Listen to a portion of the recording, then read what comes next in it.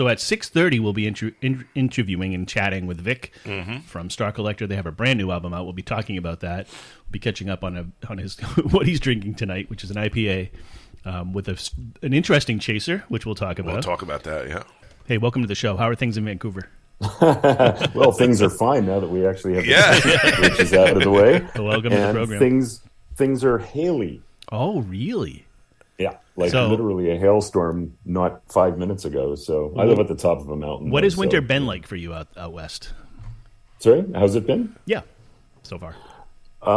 It's been a crazy last few weeks. Usually at this point in Vancouver, weather's great. And we're starting to, get right into spring. And we've had, we were out shoveling snow for 2 feet of snow, crazy. Well, that's the same with us. Normally, we have a lot of storms by now, like in January into February. Yeah. But it's been the last 2 weeks where all of a sudden, and now tomorrow, another foot of snow is coming. Crazy, man. The sun's higher. I mean, I think we may be at the end of it here, but That'll be good. I don't know. Anyhow, are we live or are we just joking? We're live. Yeah. Oh, geez, we're live. All right. I thought this was the pre. No, there's no pre. No, we just we jump in. Know you. It's good to sit and kind of chill a little bit. But we are live, man. We do everything off the cuff. Okay, live kibitzing begins. So So remind us. I just got to turn my little button on the back to on. Here we go. There you go. Hey guys, how's it going? Vic, how are you, man? It's good to see you. Glad we're not going to be talking about the weather. It's good to see you. Great to see you, man. I always ask the first. That's my job, to ask the first most lame question possible. And I think I remember the first time that we were on with you. I went on with this sort of and you're like, "Is there a question? Did you ask me a question?" Yeah. What was it? I don't remember. It wasn't a question. It wasn't. It was just me not not succeeding. No, you did say something. You did say something. What was the it? Doritos bag is I know, that's awful. perfectly. All right, so nice. So let's get to the serious part of the conversation. Yes. What are you drinking tonight? You mentioned an IPA. I did. In fact, people that are just listening to us can't see it, but it's called Fat Tug. Okay. And it's a pretty strong IPA actually, and I'm doing it to keep with the theme of. I had a Caesar last time, which is Clamato juice here, so I'm having an IPA with a Clamato chaser. Okay, so nice. So you basically drink your beer, have a little sip of the Clamato. Yeah, exactly. So if are you guys anywhere close to that, or are you just doing Doritos today? I've got Mitch didn't have any IPAs in the fridge, so I grabbed a vodka and Sprite. That's pretty close. Yeah. I mean, how much Sprite is in that? Because there's no no bubbles. Sprite in there. I was off to a really rough start. I have a mild dark English ale. Okay. So, and Vic, as we were talking on Twitter, I reminded Vic that Mott's, which also makes the Clamato, for a while made a drink called Beefamato, which is a real thing. I know you were freaked out by that. It's just freaking disgusting. I don't know if that would chase an IPA very well. It would not chase an IPA. That would just chase you away from their brand. Exactly. Vic had a great line. I think he said, "Thank goodness for anybody with taste buds. It no longer exists." That's right. And just so, again, people can't see, but as you can see, Indie Pop Takeout. Nice. I am drinking my chaser out of my Indie Pop Takeout. That is coffee excellent. mug that I purchased from none other than Chip Som, That's who runs your fantastic. fine show on your station. Yeah. And if Alan Hall had some piece of something that I purchased, I'd do that too. You got to get Alan on that, and you guys too, man. Yeah, I'll spend money. Well, this I'll is throw money We'll out. send it to this you. is the new logo, so that's going to be branded on stuff. Okay. Well, When I figure out how to do that. Get it branded and send me a check. Send me an invoice. and I know they'll both. I know that Chip's going to play you tomorrow, and probably Alan will too. So you're hip on this. You are big time on this station, as you know. Well, I can't complain. Your station's been top notch since probably when I first talked to you guys would have been the first time that I don't know. Probably we both became aware of each other. Yeah, but I think it was. But around that same time, Alan and Chip just jumped on board, and they've been fabulous. Great shows. They actually have a plan when they sit down, and they actually have a show that makes sense and goes in an order. Right. And and we have Doritos next to us, so that says it all. All right, so let's dive in. You have a mild beer and Doritos. Exactly. So that There you pretty go. much explains the difference. Only in because their we don't approach have and yours. crispy Cheez-Its, the extra toasty Cheez-Its. Extra toasty. are the Yeah, you theme gotta of go the show. toasty. Yeah.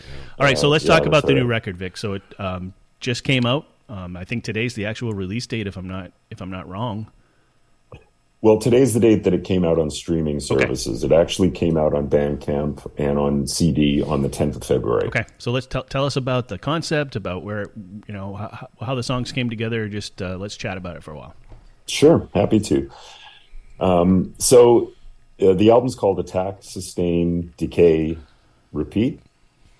And it was actually taken, the title's actually taken from a graphic I saw that was on the cover of a Paul Weller album. As you both know, I'm a huge fan of the Jam. Mm-hmm. It's like, I think it's an album cover called Wake Up the Nation, and it's got a real close up of some knobs that say like Attack and Decay on it. And somehow I started thinking about the lineage, if you will, of how sonic waves, can be manipulated. So. And then I sort of added some other stuff like sustain. And then, so basically the idea is not only musically, but also in the way that the cycle of making music and making records and recording all goes, is you're kind of trying to, you initially come out with a bang, that's the attack, and then you're trying to sustain it as long as possible. And then there's the ultimate decay where eventually it sort of starts to peter out, but then the cycle comes back again. So if you look at Game Day to now, that's kind of the cycle. Like that's exactly what happened over the 2 years since we put Game Day out.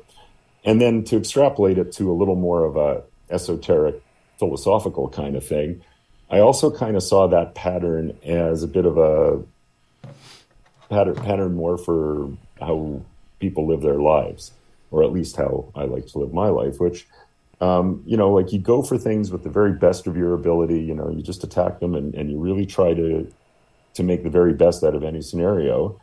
And then you try to sustain that level of conviction or commitment. And eventually at some point, there's usually some form of decay, but then hopefully there's a repeat. So it's a bit of a circular logic kind of approach, but I saw it I saw it extrapolated to more than just music.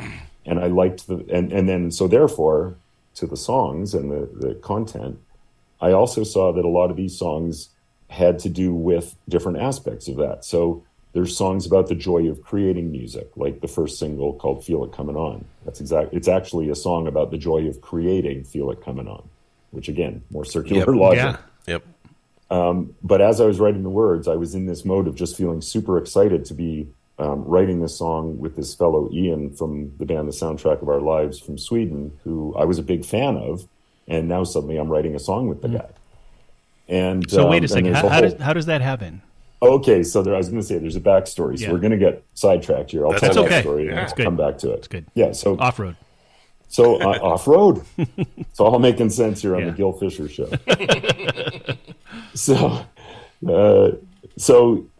basically in our Rip It Off video, so the first video that Steve made, Steve, our guitar player, made for the Game Day album, Rip It Off, I was wearing like this bitchin' red suit jacket, but underneath it I'm wearing a Soundtrack of Our Lives t-shirt. And I'd seen them here in Vancouver, and I'd been listening to their music for quite some time. And it's very similar in influences to kind of what we do, or at least, for where I come from. So I was always quite a fan, and they were great live. So I'm wearing this in the video, and there's this DJ who's on another station, and he lives in Sweden. And he'd been playing our stuff right from the get-go with Game Day 2, right around the time you guys jumped on. And he said, "That's a Soundtrack of Our Lives t-shirt you're wearing, isn't it?" And I said, "It is. I'm a big fan. And are you a fan of the band?" And he goes, "Yeah. And I also know the guitar player." Wow. Oh, wow. That's awesome. They both live in Gothenburg, Sweden. And I said, "Really?" He said, "Seriously." So, I got to know this DJ over months of time and developed a kind of rapport like like we have.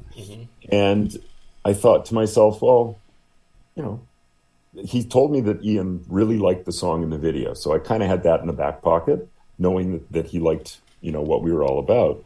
So I said to the DJ, I said, "How'd you feel about, like maybe connecting us with the idea that maybe we do some writing together?" And the DJ said, "Sure, as long as I can do hand claps on one of the songs." That's fantastic. I thought that's a damn good deal. That's really good. Yeah. because we can always overdub better. Yeah, exactly. If you've got shitty timing and Missed stuff, the right? beat, damn it. Right. We'll fill that in for you. Exactly. It's not a problem. That's fantastic. So as things turned out, he talked to Ian, and a few days later, Ian sent me 2 unfinished demos that he had been working on that he thought would probably go with our vibe. And I immediately, upon hearing them, I could see how their thing could be mixed with our thing and hopefully create something that had both elements to it, which is really why you co-write in the first place, right? You know, I can write songs on my own. I don't have to co-write with people, and that's all good. But I also love the idea of co-writing because you get their influence in the music. And that's the whole point, is to try to expand your musical palette a little bit by doing these collaborations. And it's the same when I write with Steve in our band. It's the same. I wrote a song with my brother Adam on this album, and I can hear his influences on that song.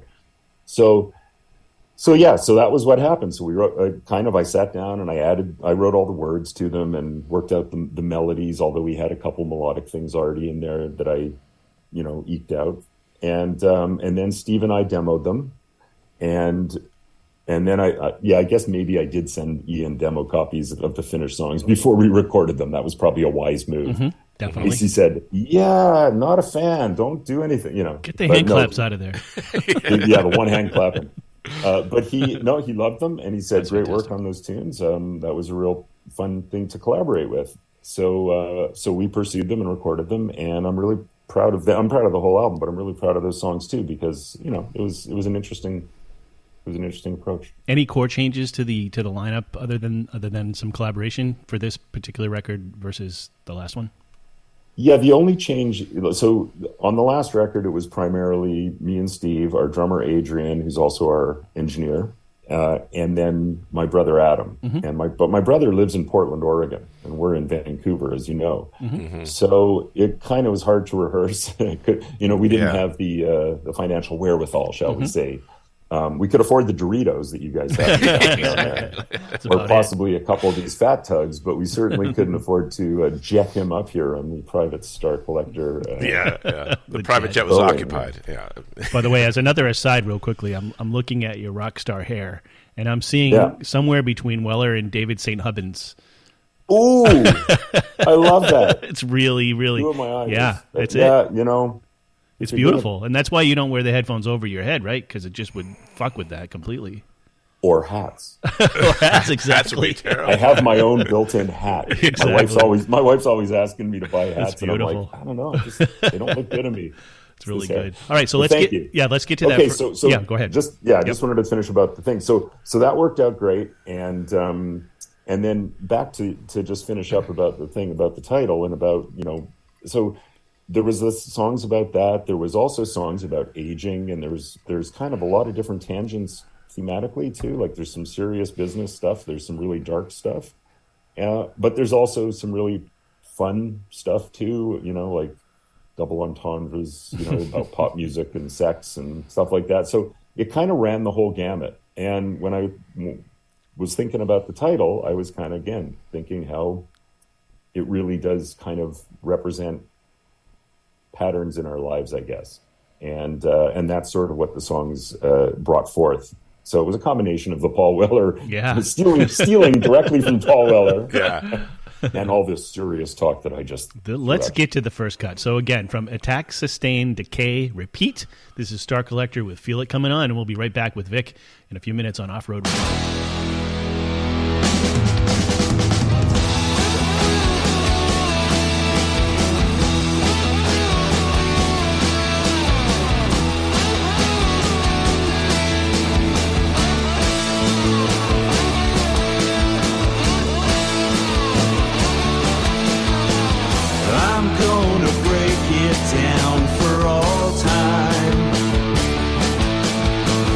I ain't no deer in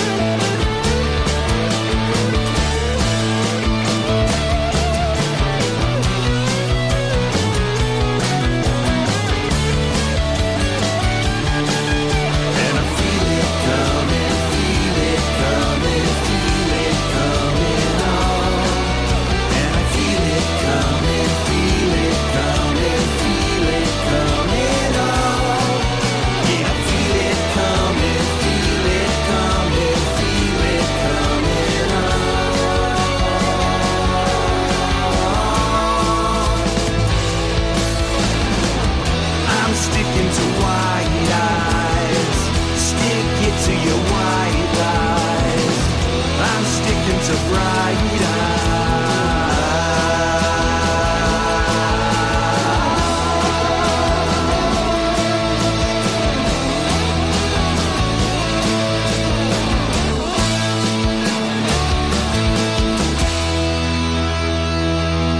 You're listening to Off-Road Radio with Mitch and Mark, and we're here with Vic from Star Collector. That's the first single from the new record, Fantastic It Comin single. On. Fantastic, really fantastic single. Great album. So Mitch had a couple of questions on the collaboration. Yeah, so you talked about the collaboration with Ian and doing that, and was there anything that was unexpected in a positive way during that collaboration that you hadn't experienced before and was like, oh wow, that's interesting. I'm curious what may have happened, because this was a new kind of experience for you in a writing capacity to do this.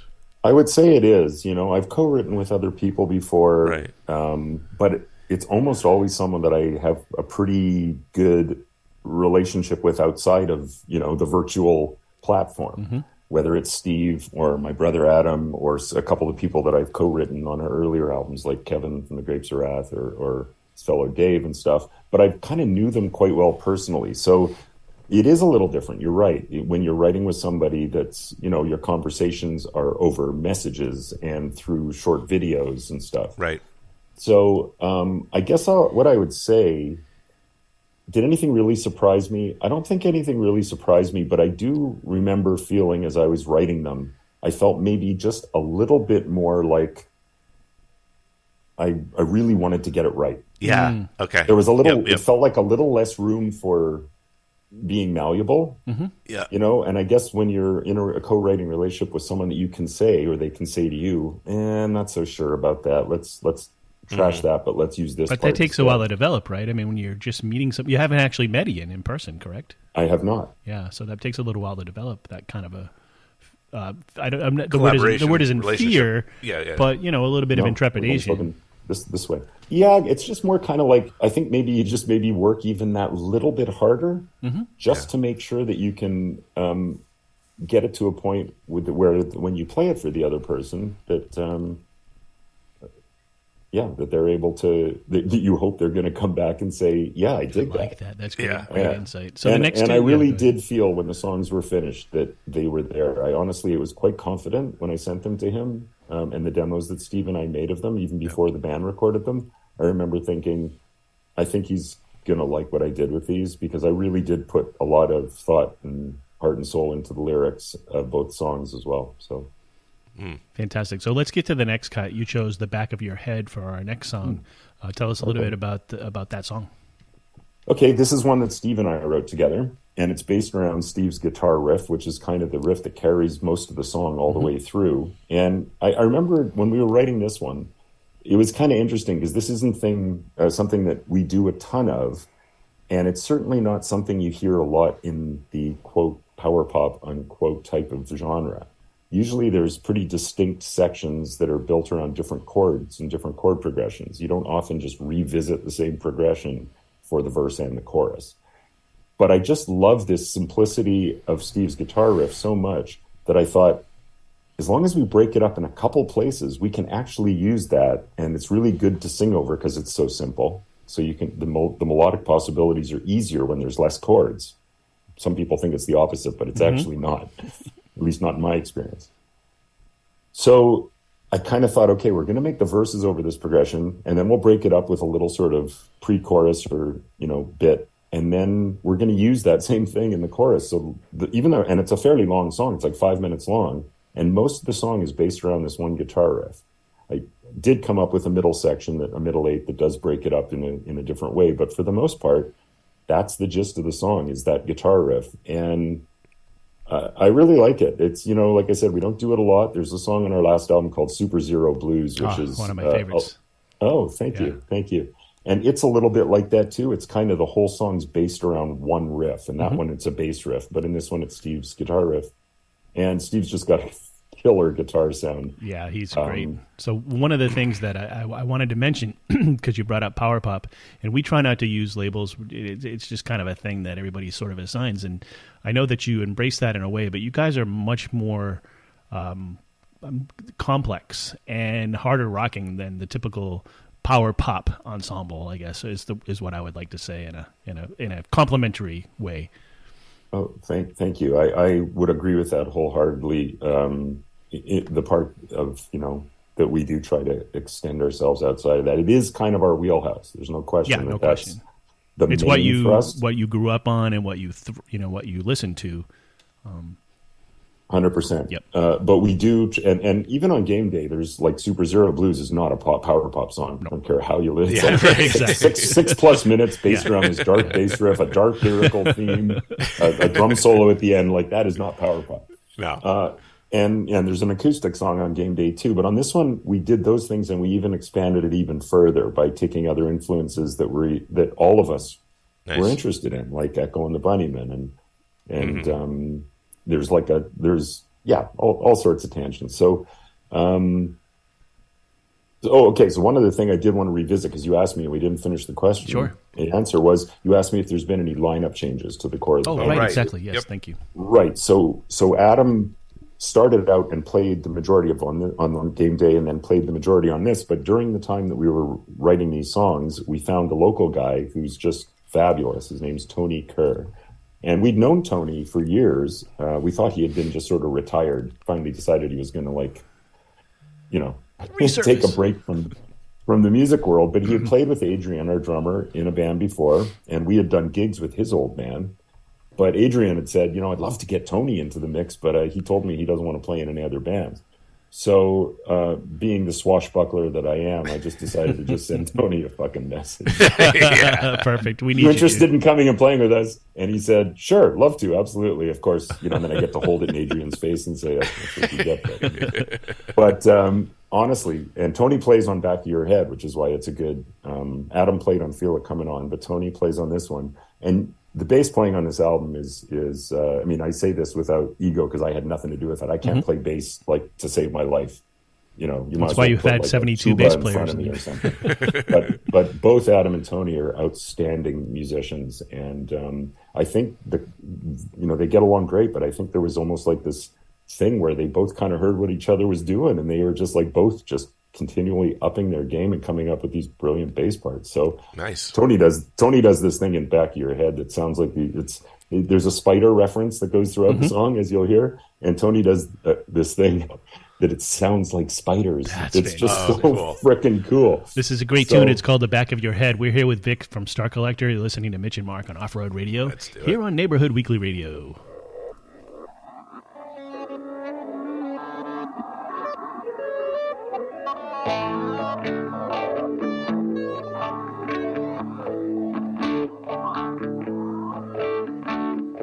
Rain is pouring down into the drain pipe.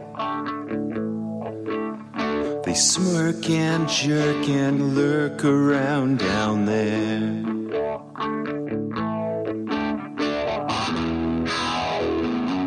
As if they really matter. Some bloated Mad Hatter. At the end of the day, you see it. Did you dream it? Like 1,000 creepy spiders in your bed. You feel it when they steal it. If you only had 8 eyes in the back of your head.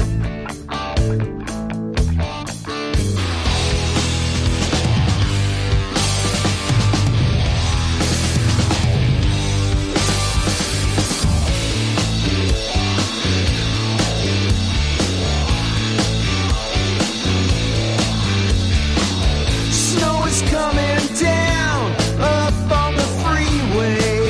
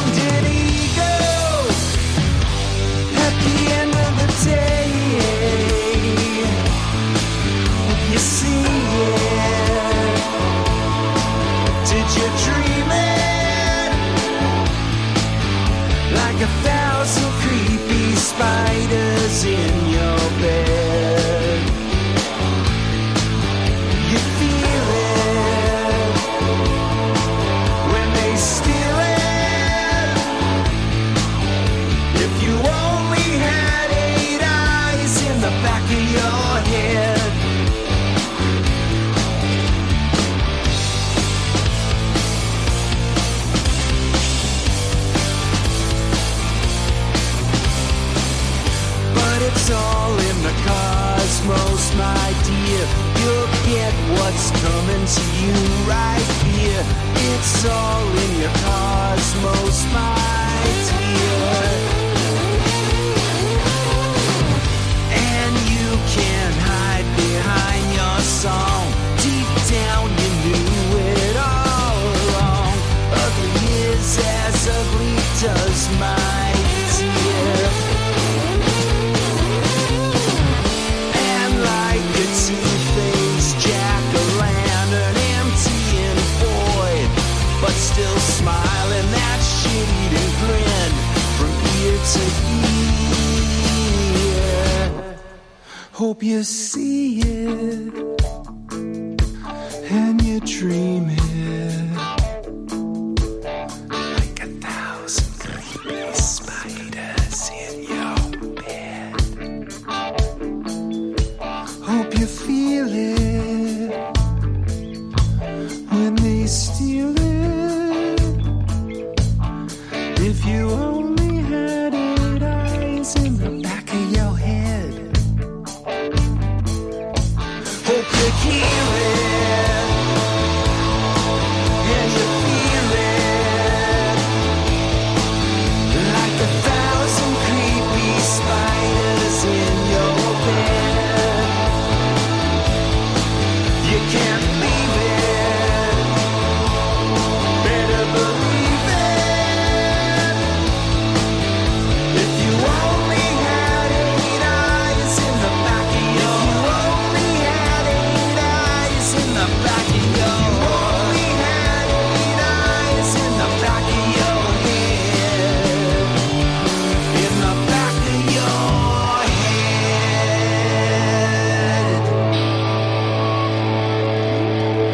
You're listening to Neighborhood Weekly Radio, Off-Road Radio with Mitch Mark. It's a Friday night, and I'm here with Vic from Star Collector. Their new record is called Attack, Sustain, Decay, Repeat.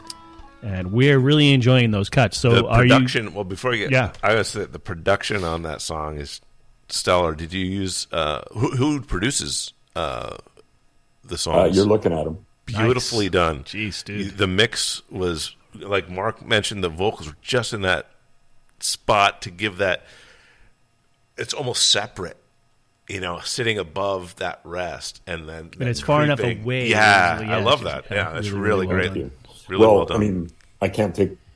There is also like Adrian, our drummer, is our engineer who mixes Yep. and masters. Like we sit together to do the mixes and the masters, but he's the technical guy. So it really is a collaboration of the whole band. But you know what you want to hear. It's your ear, and then, Yeah. Yeah. That's right. That's Yeah. right. The You got producer people is for such a that. nebulous term for so many people. Like, what does a producer really do? Why are they involved?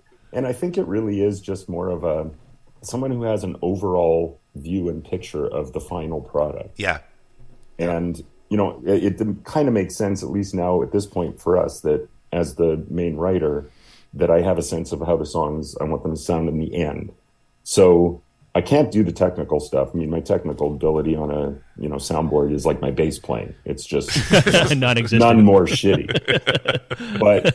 But Adrian's fabulous at it. And the Fantastic. combination of the two of us, I can say to him, and we've now developed this over 2 albums, where I can just say, what if we, and he'll go, I have an idea for that. And, Okay, perfect. Dot. So you describe, here's what I'm looking for. He'll like, yeah, I know what to do that. Yeah. How to yeah, do it. yeah. You tell him the what, and he does the how. I'd say that's, that makes sense. that's a big part of it. Yeah. So are you guys back out doing any live shows? We are finally, actually. We did some shows in the fall, and then we're doing some more next month. We're doing 3 shows in April. And funnily enough, none of them in Vancouver yet. We haven't. Vancouver's pretty tricky for live venues. A number of them shut down due to the pandemic, and even before that, it was tricky. You kind of have to be a certain level, and then there's not much in between that and the really, really small places. So we're in the midst of booking something now, but we do have 3 shows in Alberta, which is the province, like one in BC and the other 2 in Alberta. Coming up in about 6 weeks. Fantastic. And you'll be trying to figure out of your entire collection. Is it 6 albums now, or was this number? It is. Yeah. 6. Yeah. Yeah, it's hard, man. Like I Yeah. was telling How do the you guys at decide? rehearsal last night, like one of the shows we're doing 2 hours, and I'm having trouble taking Even songs then, out. Yeah. because you build up all this stuff, and you were asking me off air, like, Yeah. how do you have songs that are your favorites, and it's really hard because they all mean something Sure. to me and to us in some way, and I guess eventually you try to settle on what's going to make the best show. Yeah. Yeah. Yeah. So and sometimes the slower, longer songs might suffer by not being included, or less of them if you're doing, because you want to try to maintain that energy that, because we're a pretty high energy band, we don't, there's no shoegazing for us. when you guys do a live show, do you occasionally throw in a cover just for the heck of it, or? We'll sometimes encore with a cover, Okay. or maybe Yeah. end the set with a cover, but we only, since we've added the new guys, we haven't really rehearsed a lot of them. But to give you an idea of a few of them that we've done, we do Bittersweet by the Hoodoo Gurus. Yeah, like it. Oh, by the way, nice. just so you know, I've said this on the show about 1 million times. 3 years ago, I bought a ticket to see them in Boston. They never made it through the pandemic, but they're coming in May. So I couldn't be more excited. Let's just knock on wood that they actually make it this time, or that they're still at least alive. Well, at least the roadie's still around. Oh, man, I hope yeah, so. They're a fabulous band. Yeah, so one of my all-time favorites. So We Bittersweet. do that. We do a ripping version of "Do It Again" by the Nice, Kinks, beautiful. which I'm actually wearing a Kink shirt today. Oh, nice. People in Oh, Radio nice. Land can't see it, but I trust can me, see it. man. Yeah. And we've done like "Good Girls Don't." I was gonna say if you did it. I songs. was wondering if you did any knack. I mean, it goes back to the power pop roots, right? So Yeah, well, my voice lends itself well because he's Doug. Feiger was just doing a Yeah. Johnny Cash kind of vibe in that. Yeah. I've read about that, and so my voice kind of lends itself pretty well to that. I've But, got some songs queued up from the second record tonight, so we'll be playing those after we're done. Let's go on to the next one, Vic. So it's called "Running Through the Rain." Tell us a little bit about it, and we'll play it next. Okay, so this one also features Tony on bass, and this is the other one that I wrote with Ian. And this is a much more serious tune than. I mean, there's a couple others that are pretty serious too, but this one's a little more serious. It's actually a song that I wrote for my mom, who was diagnosed with Alzheimer's about 1.5 years ago. So the music has to fit that. And generally, when I write songs, not generally, almost all the time, the music comes first, and then the melody comes second, because the music informs. Is this going to be kind of a darker song, a sadder song, an angry song, a happy song? And then the melody will then take whatever way the music takes me. And that generally leads me to, okay, so what's this going to be about? So Ian and I had this music, and, I sort of put it together from his demo. And I just thought, wow, this one could really benefit from a much more serious lyric. And I also like the idea of singing it a little bit lower too, kind of my Ian McCulloch thing, because that's my most natural voice, as you can tell, right? Yeah, like it's deep. I can sing in the mid range and I can falsetto, but I'm just garbage at the high range. The 70s. I can't do any Uriah Heep or anything anytime soon. But so I really saw it as an opportunity to kind of work those things all together. And I did want to write a song about this because obviously it's something that, affects me on a day-to-day basis as well. And, my mom's a really sweet person and has led a really good life. And I just felt like it was the right lyric for the right song. Okay, let's play Excellent. it. Running Through the Rain by Star Collector with Mitch and Mark on Off-Road Radio with Vic from Star Collector.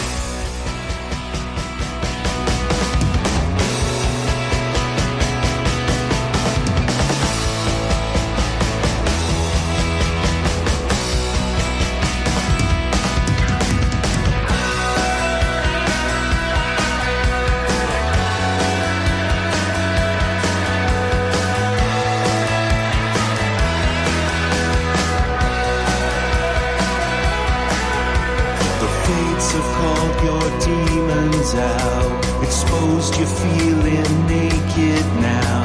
The thought police are here to suss you out. Or maybe they're just here to mute the sound. But maybe you still hear the running Here come the wonder, it's running through your veins. Here come the lightning, and though it's frightening, you're running through the rain for one more day.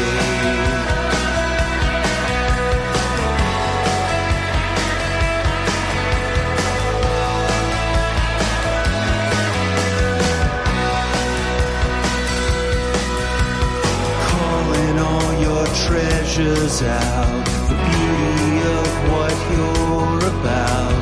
For what you leave behind, you can be proud. There's only this one moment here and now. So wash away the fear and let it rain. Here come the thunder, here come the wonder, it's running through your veins. Here come the lightning, and though it's frightening, you're running through the rain for one more day.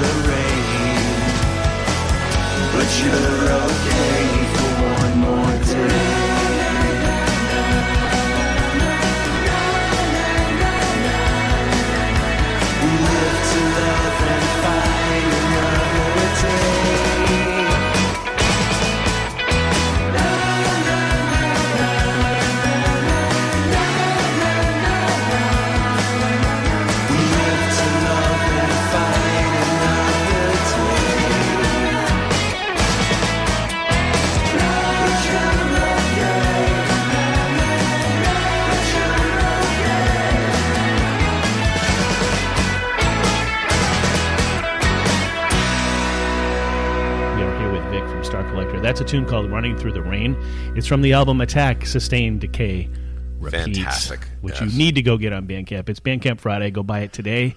If you're still in a place where it's Friday, where Vic is still early Friday, and where the friends over in Europe are already on to Saturday. So I think it's next week. yeah, in Australia. That's the thing. That's the thing about your show. See, it's later for you guys, but here it's like Sonic Libations. You mean it's 3:30 somewhere? Exactly. Yeah. We had. I gotta actually anything before 5 o'clock is really tricky. But we did a show with Arthur Alexander. We had Arthur Alexander on, and he started off when we were off the air. He's like, "Is it? I can't do a British accent. Can you do it, Mitch? Is it okay if I swear?" Is it okay if I swear? We're like, yes. yeah, sure, go ahead. And he must have had at least 13 C words before we were Before 7 minutes in. It. Hey, there's the Brits for you. The Brits for you. So on this one, you mentioned off the air that there were some extra collaborators on this. Love to hear about that.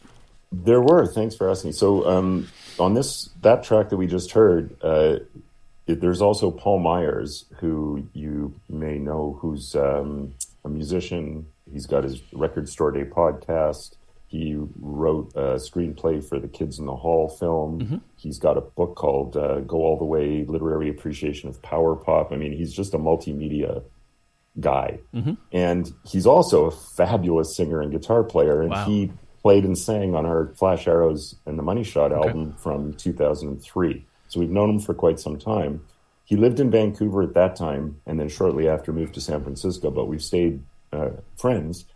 And I just know that I just thought, man, his voice would be perfect on this song. So Paul's actually doing the background harmonies. So he's got the high register there. So when you asked me at the end as we were off air, is that who's doing that? So that was Paul. Very nice. And he also did this brilliant passage during the guitar solo there, which kind of complements the solo with like, I think he sent like 14 vocal tracks to mix in and that sort of thing. Wow. So that's Paul. And then that song also has some organ on it, which was done by a local friend named Derek McDonald, who used to play in a band with Adrian. And he's a really fine keyboard player. And I just thought that song was great, would be great with some organ. And then at the end, off air, you kind of went, oh, yeah, check that little sound out at the end. Yeah. That's actually a toy piano that he's got. He's got a ton of keyboards. Incredible. That is and so he said, cool. I remember Adrian and I went to his place to do the recording of the organ. And he said, I was thinking maybe I'd do some toy piano at the end. And I remember sort of thinking to myself, you'll do what? What? So, Vic, did you actually see it? What is it? What does it look like? Is it just It like looks like a toy piano. like a foot? Tiny. Well, It's yeah. like just a little bigger than a laptop, maybe. Oh my God. And you see, he sits there and plays it as it, like it's tiny. Yeah. It's got these little keys. But he said it, and I remember thinking, really? Okay, let's Can you play record chords it, on that? and we won't use it. But I mean, this goes down again to the whole thing about trusting people that you Yeah. that you have a certain respect for, right? He If you heard trust their something like, judgment- oh, I think this would work in this. Exactly. Yeah. I don't know if you feel like Exactly. this, but I've listened to most, at least pieces of everything that you guys have done, and I feel like the progression here, as the growth, this album is even better than Game Day, and you must feel the same way, obviously, or you wouldn't keep doing it. Well, I won't. I don't know if again, I try not to say what I think is better than others. Yeah, but yeah, in terms of musical growth, I do think that this album pushed us out into some other directions, even more so than Game Day, and certainly more so than our earlier stuff. I mean, we've always tried to embrace other sides of what we do. If you go back to some of our older records, there's stuff there that's definitely not that jam or influenced power pop. I mean, there's a song on 100 Bulletproof that's 7 minutes plus, and it's this really slow song called Curtain Call. I mean, like we're not ever adverse to pushing those boundaries, but I think on this one we pushed a lot of different ones, but still we're trying to maintain sounding like Star Collector. Yeah. And that was I guess whether we achieved it or not is up to the ear of the beholder. Oh yeah. And I think it did. What I feel from everything I've heard in this, everything, all the songs you do are great, but I feel like there's an attention to craft in this album, especially, whether it was because of that collaboration you were talking about, whether it was because of whatever, but it just is. You're once you start listening, you're in there, and you want to hear the whole thing. To me, Yeah, anyway. I'm with you. Wow. You're sold. The moment you're hearing it, you're like, I want to hear what's happening next, because it's not like you're doing the same song each time. There's a different thing, a different vibe, and different production elements, and clever use of lyrics against the beat, and also instrumentation and the leads, like you were saying. So I think it's really well done. I really do. Well stated there, Mitch. Thank you. Thanks, guy. That's sweet. I mean, there's few greater compliments than what you guys just said, from my standpoint. So honestly, I'm truly humbled by that, because when you're making it, you're trying to do your very best. Right. I mean, this again goes to what I said at the beginning about the title and all that. Is like, Yeah. and really what Feel It Comin On is about too, which is, I use the phrase "it's all or nothing" in the different verses, and one lyric that I wrote, which is very referential, that really hits home for me about me is a touch sentimental, but I'll be fine. I'm all or nothing by design. I love that. And Yeah. that Love really is All the way the in. essence of how I feel about writing songs. Is you do them with the very best you can, and the band wants them to be the absolute best they can. And whether you achieve it is always up to the person listening to it. Right. We could think that this is the best thing since sliced bread, and the people listening could go, it's long and ponderous and, and boring, and why don't they just stick to the 3-minute pop song already? I thought they were So power tired pop. of all I these thought they were power pop. wankers. But truthfully, when we finished it, we all sat down and listened to it together from start to finish at Adrian's place on his big speakers, and just sort of took it all in once it was fully finished, and we all just looked at each other and went, yeah, that That works. that's what we wanted to do. So I have a question about the last song, "Running Through the Rain." Has your mom heard it? By any chance? No, she hasn't heard it yet, but I'm. Yeah, it's an interesting question. I'm usually not adverse to playing songs for people if they have a personal touch to them. I think she would really appreciate it. In fact, knowing my mom, she would start crying probably. Yeah, but that's okay. I mean, it's meant to be a. Yeah, it's worth it. I think that moment will mean a lot. So. Yeah. All right. So the next song is called "Beat It to Death." Let's hear a little bit about it. And sure, polar opposite end of the spectrum. Now. ending on a more alcohol and jokes note. So "Beat It to Death." Yeah, that's the second tune on the album after "Feel It Comin On," and that's the 1-2 punch that we really like. "Beat It to Death" was one of the first songs that was written for this record, and I remember I was writing some Q&A answers in a print interview the other day, and the question was, when did you feel like the essence of this album took shape? And my answer was that as soon as Steve and I wrote "Beat It to Death," I kind of felt we were already we had a start to an album that I knew had at least one really good song. Didn't know what would come after, but I just was like, this is such a great start to a new record. It's got all the joie de vivre. It's got all those kind of like Who and Jam and that high energy kind of thing that really this is totally our wheelhouse thing here. And finally, under 4 minutes. And under 4 minutes, go figure. Well played. Here's "Beat It to Death." This is Star Collector, and Vic will come in and chat more about it as soon as we finish this. Thank you so much. You're listening to Off-Road Radio with Mitch and Mark and Vic from Star Collector on Neighborhood Weekly Radio.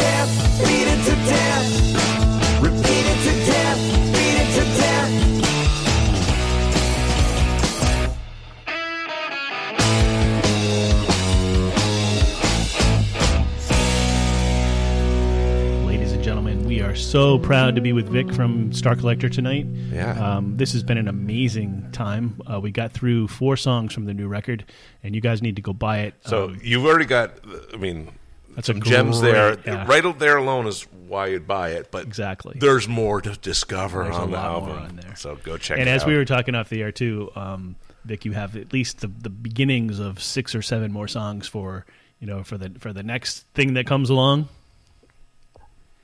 Yeah, I guess, that the It's a time thing. from sort of just before game day until now has been just, really a real fruitful time. We just sort of built some good momentum also as in the writing realm with game day. And then it just carried through with this one. And yeah, even though when we already decided on which 12 songs would be on this record, we still were demoing and writing other stuff. So yeah, I think we have 7 or 8 that are in some form of, I'm not sure they're all good enough to be released yet, Sure. but I know that at least 4 or 5 of them are. That's So, fantastic. And you'll find that one that drives the We won't record. rush into it yet. Yeah, We'll probably yeah. write a bunch more, and then maybe at the end of this year start again. But we're just Nice. excited about this. Let's see if we can sell some of these. So everybody out there, if you're listening, go to Bandcamp and purchase this record in whatever format you can. It's fantastic. Vic, thank you so much. Is there anything you'd like to add? You've got some shows coming up. Any Anything more you wanna- promotional?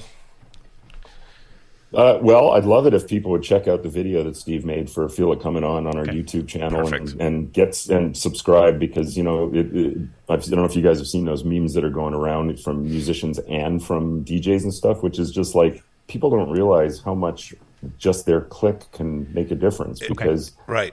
those kind of things just start to open up more people and their own, if you share something, then suddenly your whole group of people that you're in touch with will then It hear gets our into thing. someone else's feed and they can see it. Yeah. And more- Yeah, You tell especially two friends, because you tell two friends. Twitter's, So Twitter's dying. I would think. definitely love people to watch it because I think Steve's made great videos for the last album, and this one's,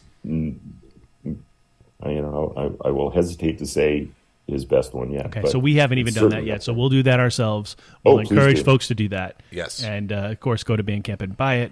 And go see a show. If you're anywhere out there in the western part of Canada, you want to get out there and see We'll have to do a Star road Collector. trip. We have to get to Canada at some point, don't we? Right, we're going to start with Wally, and then we'll work our way west. Hey, we'll definitely go for some Sonic Libations if you Oh, guys you come know out. it, Vic, you know it. Thank you Perfect. so Yeah. much, and we'll see you again. And we couldn't be prouder to have you on the It's show. been with us. fantastic. Thank you so much. Well, Congrats on the album guys. and the Yeah. release, and it's fantastic.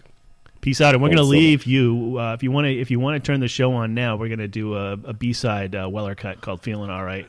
You All may have right. heard this one. I certainly will. Great cover tune. Thanks, guys. Yeah, thanks, Vic. Here's Paul Weller on Neighborhood Weekly Radio. Seems I've got to have a change of scene.